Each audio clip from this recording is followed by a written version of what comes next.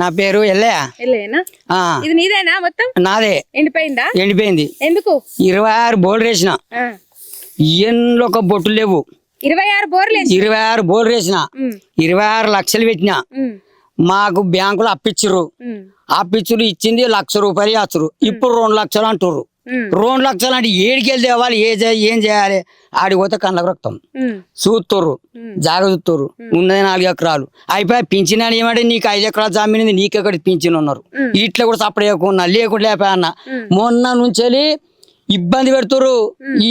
ఏంది మన బ్యాంకు పైసలు కట్టాలని మొన్న కూడా వచ్చిరట, ఇన్సూరెన్స్ రాసుకోమని. నాకు అన్న వచ్చిందని అంటే రాలేదన్నారు. అప్పటి నుంచి మొదలు పెట్టుకోండి, ఇప్పటి నుంచి 26 లక్షలు దానికి పెట్టినాక మా బతికేంది, మా కథ ఏంది, మా కార్ఖాన ఏంది? సాగుమంటారా లేకపోతే మమ్మల్ని సాస్తాడా? ఈ రాజ్యం ఎందుకు వెళ్ళిండు? మా హరీష్ అన్న ఆదుకునే పట్టుకే ఇదంతా ప్రపంచం చల్లగా ఉంది.